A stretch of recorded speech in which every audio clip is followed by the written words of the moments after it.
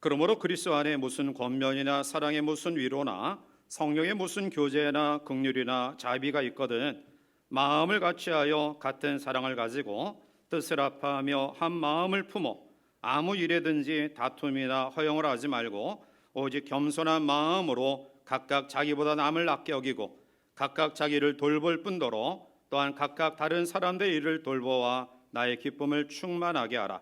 너희 안에 이 마음을 품으라. 곧 그리스도 예수의 마음이니 그는 근본 하나님의 본체시나 하나님과 동등됨을 취할 것으로 여기지 아니하시고 오히려 자기를 비워 종형체를 가지사 사람들과 같이 되셨고 사람의 모양으로 나타나사 자기를 낮추시고 죽기까지 복종하셨으니 곧 십자가에 죽으심이라. 이러므로 하나님이 그를 지극히 높여 모든 이름 위에 뛰어난 이름을 주사 하늘에 있는 자들과 땅에 있는 자들과 땅 아래에 있는 자들로 모든 무릎을 예수의 이름에 꿇게 하시고 모든 입으로 예수 그리스도를 주라 시인하여 하나님 아버지께 영광을 돌리게 하셨느니라. 아멘. 주연절로 6번째 주일 3부 예배로 영광 돌리는 귀한 성도들에게 하나님의 크신 은혜가 함께하기를 주님의 이름으로 축복합니다. 사람은 살아가면서 누구와 함께하느냐, 누구와 가까이 하느냐, 누구와 동행하느냐에 따라서 그 사람을 닮게 되어 있습니다. 사람은 모방 본능을 잠재적으로 소유하고 있기 때문입니다. 따라서 모방은 자연스러운 행위입니다. 모방의 습성은 무의식적이며 본능적인 것입니다. 따라서 누구를 만나고 누구와 함께하고 누구와 사느냐에 따라서 그 사람의 모습을 그대로 담게 되어 있습니다. 어떤 분은 참 좋은 사람 같았는데 점점 부정적으로 또 원망의 모습으로 바뀌어가는 그런 모습들을 봅니다. 결국 그 원인은 그가 가깝게 하는 사람이 부정적이고 원망의 모습으로 가득 찬 사람이기 때문입니다. 그런데 어떤 사람은 연약한 믿음을 가진 것 같이 보였는데 그의 모습이 항상 밝고 기쁘고 긍정적으로 또 온전히 세워져 갑니다. 결국 알아보니 그와 함께 또 가깝게 교제하는 사람이 믿음의 신실한 사람과 교제하는 것을 보게 됩니다. 하나님이 왜 예수님을 이 땅에 보내주셨을까요? 왜 하나님이 예수 그리스도를 이 땅에 허락해 주셨을까요? 그 이유는 하나님의 자녀들이 스스로 자기를 만들도록 하지 않고 모델 대신 예수 그리스도를 닮아 세워져 가기를 원하는 마음으로 하나님이 예수님을 보내셨습니다. 다시 말하면 예수님은 성도들의 롤 모델이라는 사실입니다. 사랑하는 성도 여러분들이요, 이것은 우리 신앙생활에 아주 중요한 요소입니다. 다시 말하면 믿음이 뭐냐? 믿음은 내가 스스로 경험하고 채워져서 세워지는 게 믿음이 아니라 믿음은 방향을 따라가는 것입니다. 구약에서 하나님은 이스라엘 백성들에게 방향을 제시해 주셨고 방향을 따르도록 명령하셨습니다. 민수기 9장 23절에 곧 그들이 여호와의 명령을 따라 진을 치며 여호와의 명령을 따라 행진하고 또 모세를 통하여 이르신 여호와의 명령을 따라 여호와의 직임을 지켰더라라고 말합니다. 이스라엘 백성들의 출애굽 이후에 가나안 복지까지의 여정은 하나님의 명령에 따라 순종하면 되었습니다. 그들이 대적들을 향하여 스스로 무기를 만들고 훈련을 받아서 싸우지 않았습니다. 그들이 광야에서의 삶에 양식을 생산하기 위해 노력하지 않았습니다. 그들은 여호와의 명령에 따라 하나님의 말씀에 순종하여 행진한 것뿐입니다. 결국 가나안에 들어가는 방법은 그들 스스로 어떠한 믿음을 세워서 가는 것이 아니라 여호와의 명령에 따르는 순종의 삶입니다. 신약 시대는 하나님의 의도가 직접 말씀하지 않지만 예수 그리스도를 통해서 이 일을 이루어 가셨습니다. 오늘도 마찬가지입니다. 성도들을 세상에서 출애굽시켜서 구원의 반열에 우리를 세워주시고, 그리고 천국, 하늘 가나안까지 우리의 삶의 모든 여정을 지키시고 인도하시는 가운데 우리는 단지 말씀을 따라가면 되는 것입니다. 내가 스스로 노력해서 하늘 가나안 목지에 들어갈 자격을 갖추는 것 아닙니다. 그러한 부분을 준비하는 것 아닙니다. 철저하게 말씀에 따라 예수님을 따라가면 되는 것입니다. 따라서 믿음을 한마디로 정의하면 예수님을 따르는 것이다. 결국 좋은 믿음, 하나님이 인정하시는 믿음, 하나님 나라에 들어가는 믿음은 예수님의 말씀을 따르는 믿음입니다. 예수님을 따르지 아니하고 자기의 경험과 생각과 그리고 체험과 이러한 것들로 판단하고 나의 신앙을 세워나간다, 하나님의 백성이 된다, 하나님의 나라에 들어간다, 그것은 착각입니다. 예수님이 제자들과 사람들이 가신 주 내용이 따르라는 말씀입니다. 마태복음 4장 18절 이후에 갈릴리 해변에 다니시다가 두 형제 곧 베드로라는 시몬과 그 형제 안드레가 바다에 금을 던지는 것을 보시니 그들은 어부라. 말씀하시되 나를 따라오라. 내가 너희를 사람을 낚는 어부가 되게 하리라 하시니 그들이 곧 그물을 버려두고 예수를 따르니라. 마태복음 9장 9절에 예수께서 그것을 떠나 지나시다가 마태라는 사람이 세간에 앉은 것을 보시고 이르시되 나를 따르라 하시니 일어나 따르니라 말하고 있습니다. 주님이 세우시기 위하여 명령하심이 따름뿐만 아니라 그 이후에 우리의 삶도 주님이 계속해서 반복적으로 따르는 것에 대해 말씀하고 계십니다. 제자의 길을 가는 것에 대해 마태복음 16장 24절에 예수께서 제자들에게 이르시되 누구든지 나를 따라오려거든 자기를 부인하고 자기 십자가를 지고 나를 따를 것이니라. 참된 하나님의 양이 되기 위해서도 요한복음 10장 27절에 내 양은 내 음성을 들으며 나는 그들을 알며 그들은 나를 따르느니라. 주님을 잘 섬기는 것도 요한복음 12장 26절에 사람이 나를 섬기려면 나를 따르라 라고 말씀합니다. 오늘 우리의 주어진 사명이 빛의 사명, 소금의 사명입니다. 그런데 빛의 사명을 감당하게 하는 것도 요한복음 8장 12절에 예수께서 또 말씀하여 이르시되 나는 세상의 빛이니 나를 따르는 자는 어둠에 다니지 아니하고 생명의 빛을 얻으리라. 결국 주님을 따라갈 때 생명의 빛 대신 주님을 통해 생명의 빛을 공급받고 우리는 반사체로, 우리는 빛이 아닙니다. 생명의 빛 대신 예수님의 반사체로 우리의 언행을 통해 빛의 사명을 감당하게 되는 것입니다. 자, 왜 예수님을 따르라고 했을까요? 왜 구구절절히 나를 따르라고 명했을까요? 따르는 목적은 예수님을 닮도록 하기 위함이다. 적어도 저와 여러분들이 아무런 공로 없이 하늘 가나안 목지에 들어가는 과정 속에 주의 말씀에 순종하는 믿음으로 따르기를 결단했다 한다면 우리를 따라오도록 명하신 주님을 닮아가야 될 줄 믿습니다. 그러면 무엇을 닮아야 될까요? 오늘 본문은 우리에게 몇 가지를 제시하고 있는데요. 제일 첫 번째로는 예수님이 가지신 믿음입니다. 오늘 본문 6절 이후에 그는 근본 하나님의 본체시나 하나님과 동등됨을 취할 것으로 여기지 아니하시고 오히려 자기를 비워 종의 형체를 가지사 사람들과 같이 되셨고 사람의 모양으로 나타나사 자기를 낮추시고 죽기까지 복종하셨으니 곧 십자가의 죽으심이라 말씀합니다. 예수님은 하나님의 뜻에 절대적으로 복종하는 믿음의 사람이었습니다. 예수님이 사역을 시작하기 전에 마귀에게 세 가지 시험을 받습니다. 돌로 떡덩이가 되게 하라, 성전 꼭대기에 올라가서 뛰어내려라, 그리고 온 천하 만물을 모이면서 내게 경배하면 이 모든 것을 주겠다. 그런데 주님이 그 마귀의 시험과 유혹을 무엇으로 이기셨느냐? 믿음으로 이기셨습니다. 즉 마귀의 시험보다 더 강한 능력의 믿음을 주님이 가지셨는데요. 그 믿음의 근거는 언제나 하나님 중심이었습니다. 마태복음 19장 26절에 예수께서 그들을 보시며 이르시되 사람으로는 할 수 없으나 하나님으로서는 다 하실 수 있느니라. 하나님의 능력. 넘어가서 마태복음 22장 32절에 나는 아브라함의 하나님이요 이삭의 하나님이요 야곱의 하나님이로라 하신 것을 읽어보지 못하였느냐. 하나님은 죽은 자의 하나님이 아니요 살아있는 자의 하나님이니라 하시니 아멘.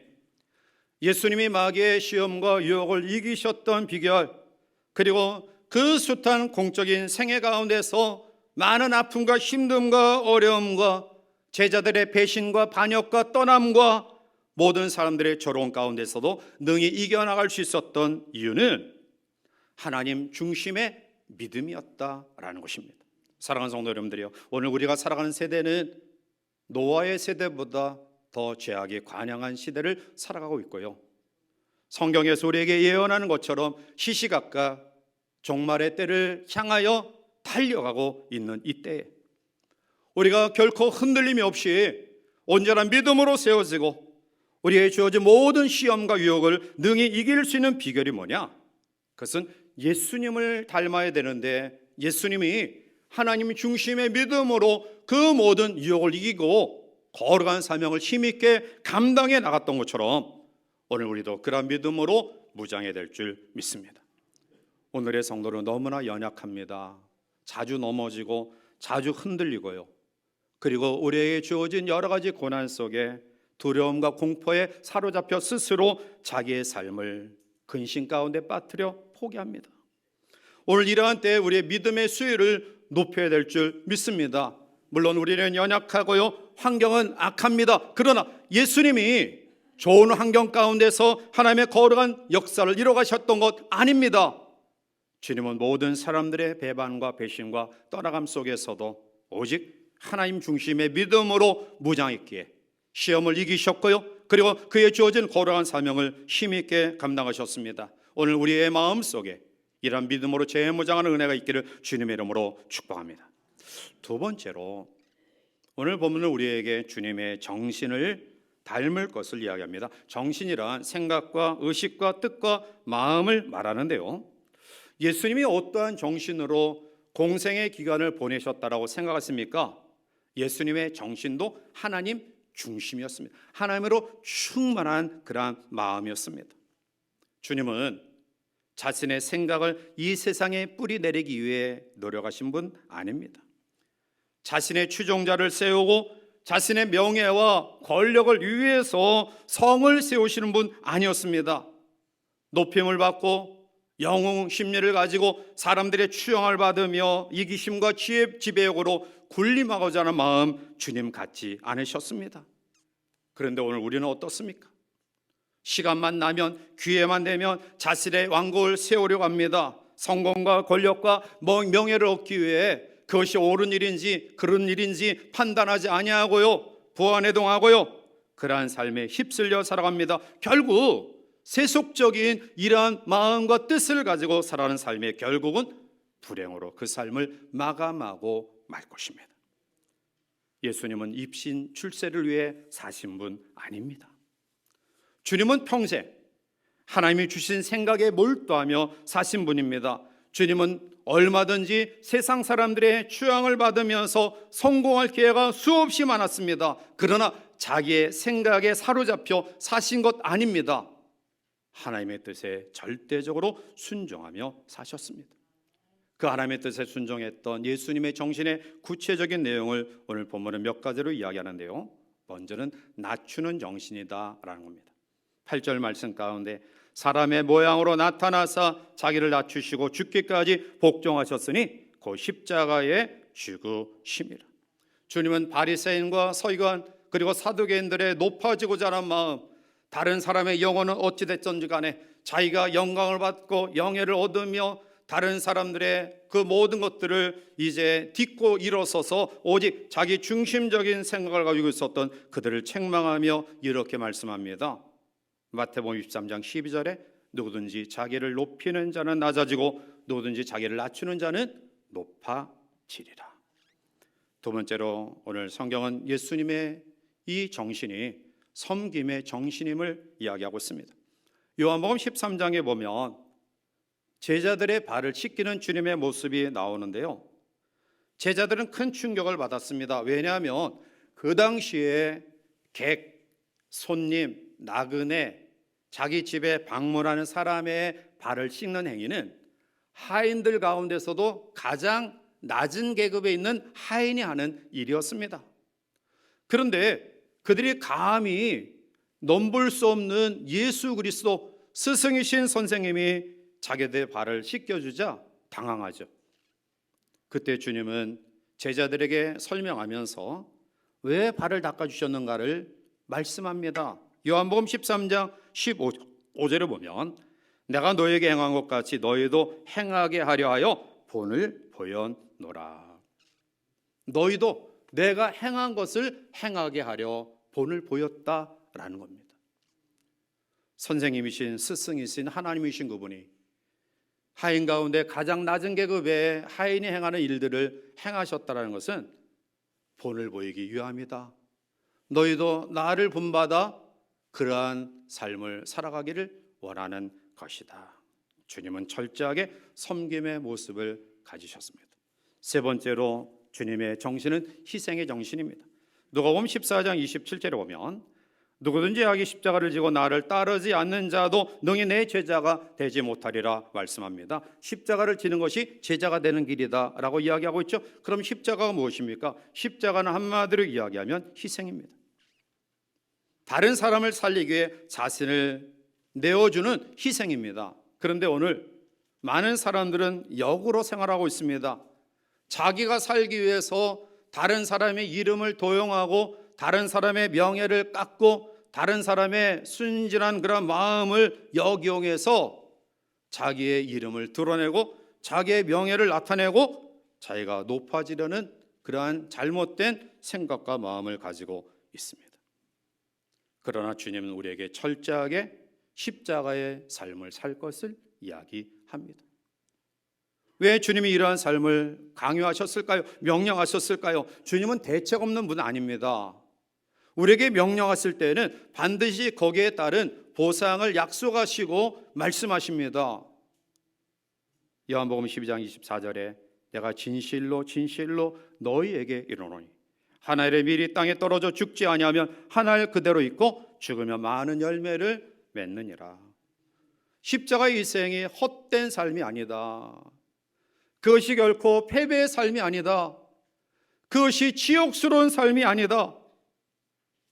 그 삶은 하나님이 인정하시는 삶이며 결코 이 세상이 어찌할 수 없는 풍성한 열매로 함께 하시는 삶이다. 주님이 십자가에 달려 돌아갔으므로 마귀와 사탄과 악의 세력은 그들이 승리한 것처럼 착각하고 환호성을 불렀어요. 그러나 주님은 그들의 환호성처럼 그들의 기대처럼 완전히 패배한 것 아닙니다. 3일 만에 부활하심으로 완전한 승리를 하나님을 따르는 예수님을 따르는 사람들에게 보상해 주셨습니다. 한 알의 밀알이 죽음으로 많은 열매를 맺는다. 이것 때문에 우리가 용기 있게 신앙생활하는 것이고요, 이것 때문에 우리가 결코 중단 없이 좌절함 없이 하나님을 바라보며 신앙생활하는 것입니다. 왜냐하면 심는 대로 거두게 하시고 선악간에 판단하시는 하나님이 십자가의 희생의 정신과 마음을 가지고 살아가는 자의 삶을 열매로 나타나시기 때문입니다. 이런 은혜가 우리 가운데 있기를 원합니다. 오늘 우리의 삶이 패배한 것처럼 보이고 실패한 것처럼 보이고 우리의 삶이 하나님 앞에 좌절의 구렁텅이로 떨어지는 것 같이 보인다 할지라도 우리의 중심이 여호와 하나님을 닮는 믿음의 모습으로 무장한다 한다면 반드시 하나님 우리를 구렁텅이에서 건져내 오셔서 하늘의 빛과 같이 영원히 빛나는 놀라운 역사와 은혜를 우리에게 허락하실 줄 믿습니다. 이런 은혜가 우리 가운데 충만하기를 원합니다. 세 번째로 성경은 우리에게 무엇을 닮아야 될 것인가? 예수님의 삶임을 이야기하고 있습니다. 예수님의 삶 전체가 하나님 중심이었습니다. 주님의 공적인 사역을 시작하면서 아마 사람으로 감당할 수 없는 바쁘고 분주한 일정 속에 될 수 있으면 수많은 사람들을 만나서 그들을 위로하시고 용기 주고 치유하시고 회복시켜 주시며 하늘의 생명의 은혜를 허락하시기에 주님은 분주하게 그의 삶을 사셨습니다.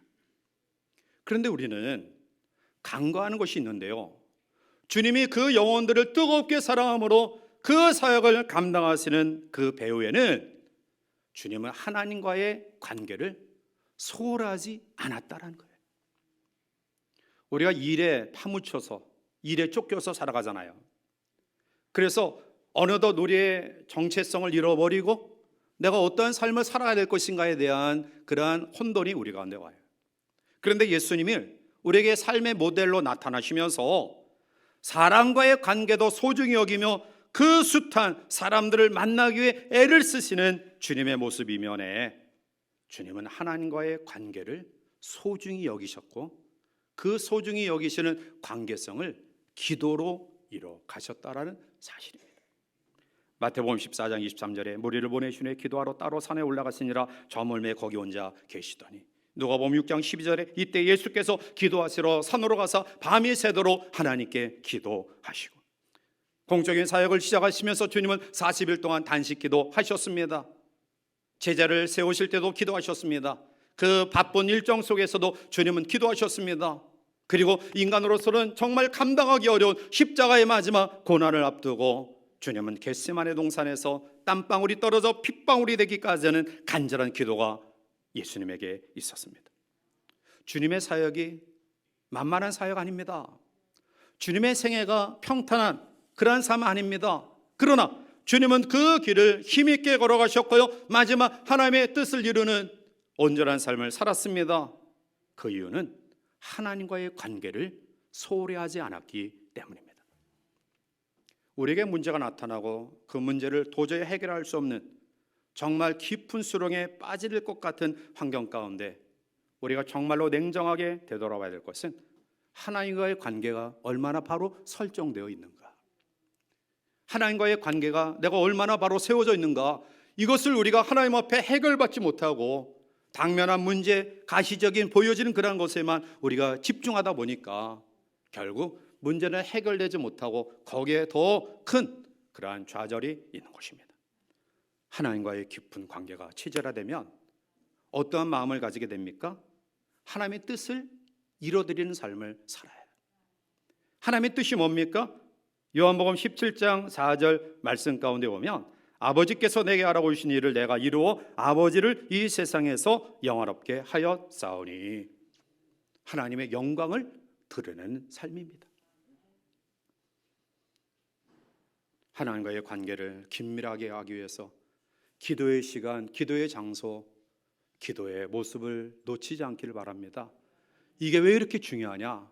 그것은 기도함으로 하나님과 긴밀한 관계를 가지면 하나님의 뜻을 헤아릴 수 있어요. 기도하면서 하나님이 어떠한 삶을 원하신가를 헤아릴 수 있고요, 그 하나님의 궁극적인 삶의 목적은 영광이다. 결국 역으로 이야기하면 내가 말하는 말, 내가 행동하는 행위가 하나님께 영광이 됩니까? 우리는 말하기 전에, 행동하기 전에 이것이 하나님께 영광이 되는가? 그것을 먼저 헤아리셔야 돼요. 그리고 그 바른 분별력과 헤아림은 깊은 기도 가운데 하나님과의 관계가 세워지지 않으면 우리는 그러한 깊은 그러한 고뇌 속에 하나님의 뜻을 이어갈 수 없어요. 따라서 오늘 이 시간 사랑하는 성도들 마음속에 우리의 주어진 남은 생이 정말 예수님의 삶, 즉 많은 분주한 일들, 수많은 사람들을 만나며 우리의 자신의 삶을 세워가지만 그 속에 가장 중요한 것은 하나님과의 밀접한 관계의 기도의 삶이다. 기도의 삶을 통해 하나님의 뜻, 하나님 우리에게 원하시는 그러한 분명한 목적을 바로 깨닫고요, 하나님의 영광을 위해 살아가는 예수님처럼 그러한 삶을 살아가는 우리 모두가 되시길 주님의 이름으로 축복합니다. 이제 말씀을 맺습니다. 예수님을 본받는 것에 대해 절실한 마음이 계십니까? 오늘 예수님을 닮기 위한 간절함이 우리 가운데 있느냐라는 것입니다. 여러분들은 이 세상을 이길 만한 예수님이 하나님을 근거한 믿음의 소유자들이십니까? 오늘 하나님의 뜻을 이루기 위한 주님의 정신을 우리 마음속에 품고 살아가십니까? 아니면 예수님이 행하셨던 삶을 우리 다시 한번 기억하면서 하나님과의 긴밀한 관계 속에서 하나님의 영광을 드러내는 삶을 살아가기를 원하십니까? 예수님을 본받기 위해 예수님을 배우고요, 예수님을 알아보고요, 예수님과 하나 되는 은혜가 우리 가운데 있기를 원합니다. 그래서 디모데전서 4장 12절에 고백하고 있는 것처럼 누구든지 내 연소함을 업신여기지 못하게 하고 오직 말과 행실과 사랑과 믿음과 정절이 있어서 믿는 자에게 본이 되라.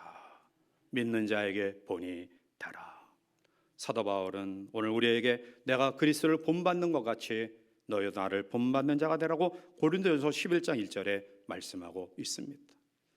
오늘 다시 한번 많은 힘듦과 아픔과 어려움 가운데서 우리의 삶의 모델은 예수 그리스도이시다.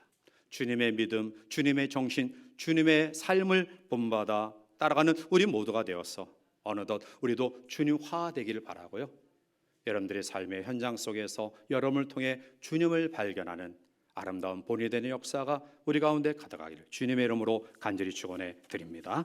기도하시겠습니다. 사랑하는 하나님, 은혜를 감사합니다.